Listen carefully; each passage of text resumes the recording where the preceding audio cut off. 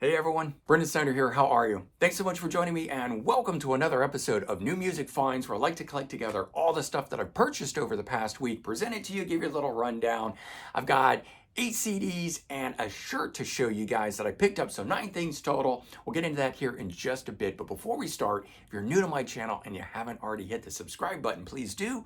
Also leave a comment, hit like, all those things do help support my channel. I greatly appreciate it. And if you turn on notifications, you're going to stay up to date on all that's going on in the world of music, just like this with New Music Finds, where I'm running through the stuff that I just picked up. And as always, I like to start with new releases.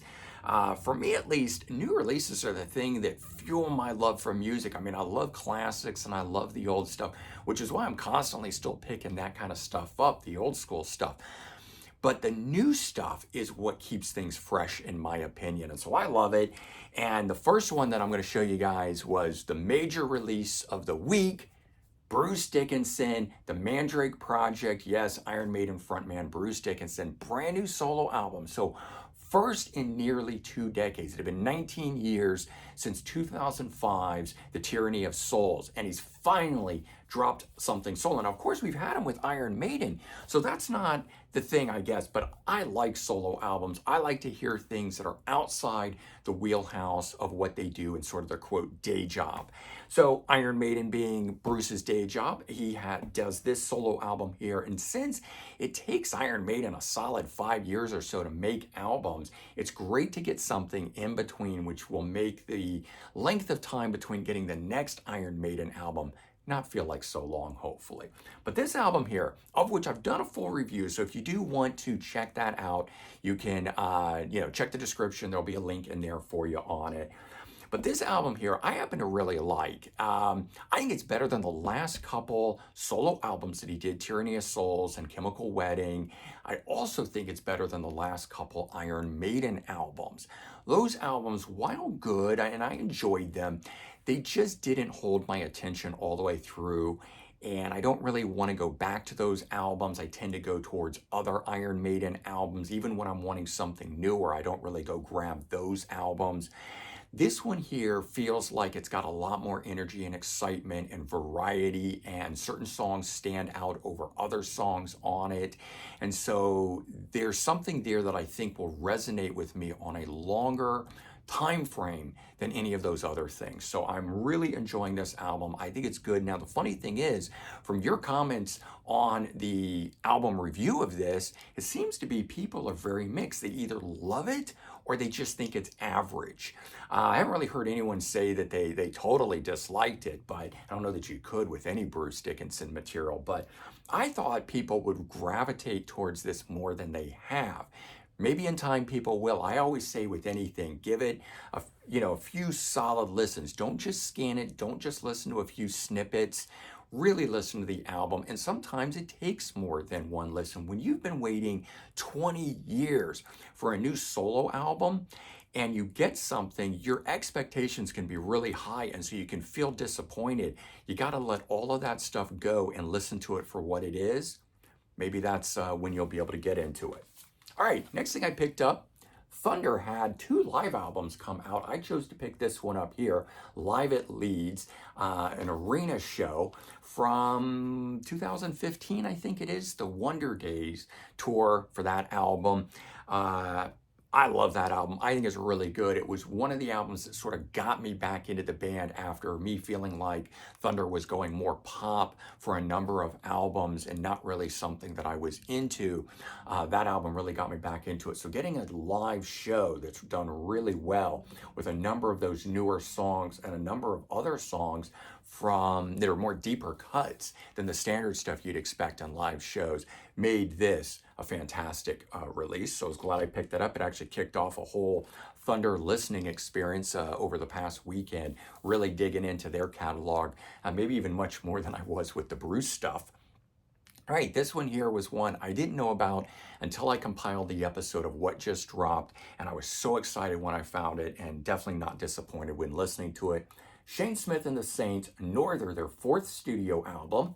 I've always just thought of them as a country band, although when I was researching the album, apparently they're part of a subgenre called the Red Dirt Country, or Red Dirt Country being a genre sound. but basically being described as having more to do with indie rock than country. And I would agree with that, while definitely having some country leanings, some folk elements, some Americana. They're definitely much more leaning towards alternative rock, indie rock than that. So I now totally understand why it is that I like this stuff, because I can definitely get into the stuff, the fiddle and other instruments that are typically of country, but the way that they're played and done and added to the music, still keeping it a little bit of the rock world for me. Definitely liking that album. And there was a reissue, same thing, didn't know about this one until I compiled the stuff for the What Just Dropped series. The Brood, their 1986 one and only album, thrash metal band. This is a reissue on Dive Bomb Records, who always does a fantastic job with finding some really cool obscure thrash metal. This was the image on the back of the record showing you all the guys there. They were known at the time for having two former members of Suicidal Tendencies in their lineup. And then Todd Moyer was part of the band, who was future guitar player for the band Uncle Slam, another fantastic thrash metal band that only made 2 albums back in the day. So this is good stuff. If you like old school thrash metal, if you like Suicidal Tendencies, this is definitely worth checking out. It's right in that line, that sort of crossover metal, punk, hardcore sound. That's what that is. And then I, of course, go into my local record store, Sound Exchange. I can't not pick stuff up there. You guys have seen I've been doing a lot of filming with Anthony and releasing those videos. Every time I'm there, I'm always looking for stuff and shopping, and I got some cool things.